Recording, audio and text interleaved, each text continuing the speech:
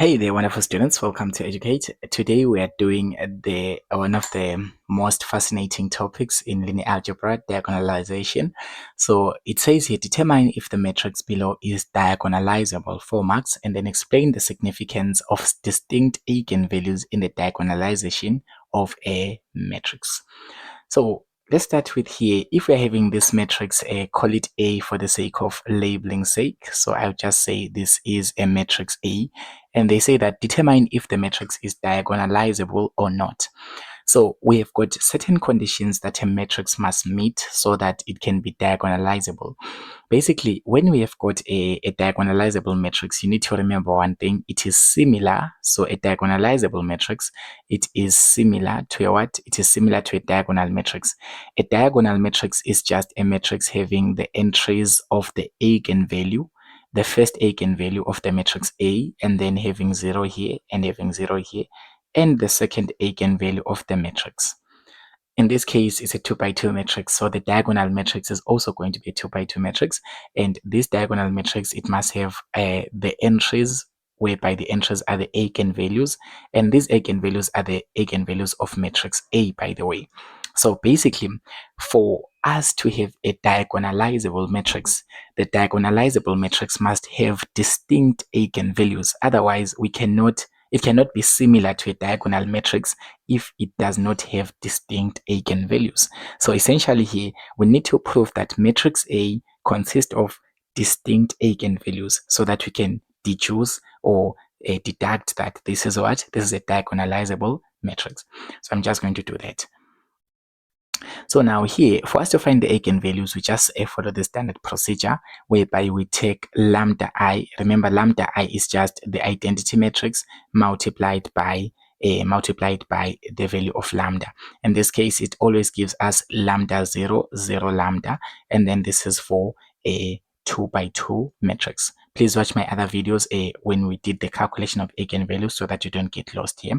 So we need to find the eigenspace matrix, the one that gives us the eigenspace, whereby we have got A minus lambda I. Okay, so this matrix that gives us the eigenspace is just basically a combination matrix whereby we subtract the entries of A, right? We say 6 minus lambda. So this is going to be 6 minus lambda. Basically, we're just going to take corresponding entries here. It's going to be 6 minus lambda in this side because they're saying that A minus lambda I, right? So 6 minus lambda, 2 minus 0, 2 minus 0, and then 3 minus lambda. So we're just going to do the adjusted. This is going to be 2 minus 0. It's going to give us 2. 2 minus 0 is going to give us another 2. 3 minus lambda will just be 3 minus lambda. So this is our matrix giving us the eigenspace. And then having this matrix, we need to remember one thing about the characteristics polynomial. The characteristics polynomial is dependent on lambda is actually the determinant of the eigenspace matrix, right?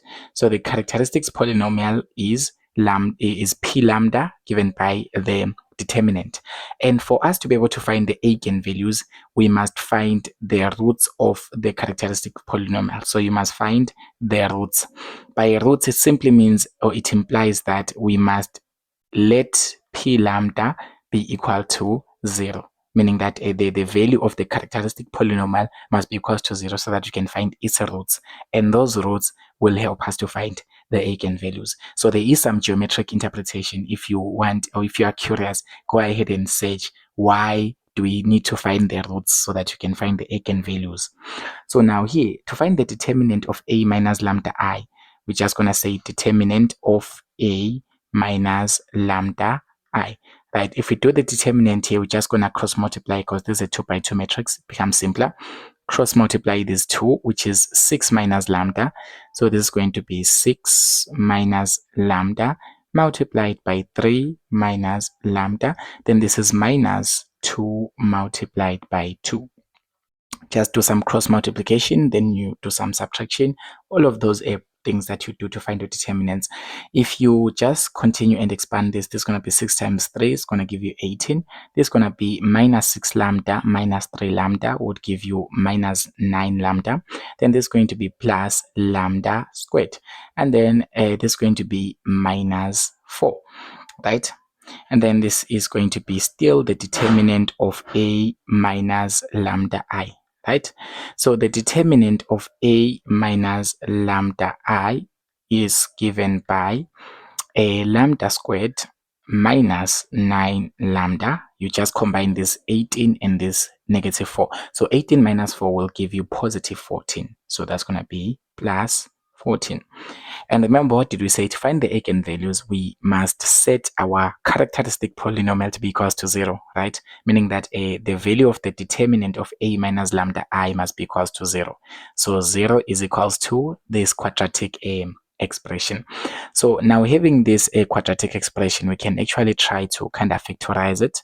So if we factorize it using our factors, so this is going to be lambda and lambda. So we have got the factors of 14 that can get us a negative 9.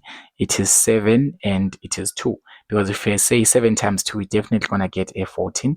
But now we need to get negative 9. So we need negative 7, negative 2. Because minus 7 minus 2 will give us minus 9.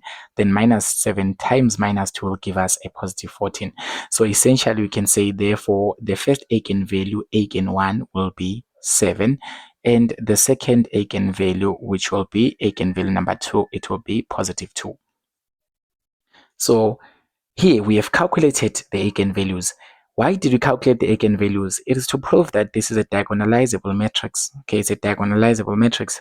Remember that for a matrix to be diagonalizable, it simply means that it must have distinct eigenvalues. So since it's having distinct eigenvalues, essentially we can just conclude and say that we can just conclude from here and say, therefore, our matrix A is diagonalizable. It's diagonalizable. Simply means that it is similar to a diagonal matrix that is consisting of its eigenvalues. Its diagonal matrix, if you want to write it, its diagonal matrix, it will be just a matrix like this, having 7, having 0, having 0, having 2. This is its diagonal matrix. Remember, the diagonal matrix is just the matrix that is consisting of the eigenvalues of a particular matrix. And if you go ahead, you can go ahead and also try and find what is the transition matrix P, because remember that for them to be similar, you need to remember one of the things. For them to be similar, A must be equals to the transition matrix P times the diagonal matrix D times the inverse of the transition matrix P. So you can go ahead and try and find P maybe from this equation, or you can just find P using the eigenvalues, the eigenvectors, I mean. So that's for you to do, not my task. But here we've already proven that the matrix is diagonalizable. So here this is a conceptual equation that needs a bit of a reasoning. Now explain the significance of having the distinct eigenvalues in the diagonalization process. Why is it important to have eigenvalues? What do eigenvalues help us in diagonalizing a matrix, right? Based of all, I mean, like, the eigenvalues are the ones that are forming the diagonal matrix essentially, because remember that the diagonal matrix D, it is consisting of eigenvalues all the way to the last 0 there, okay?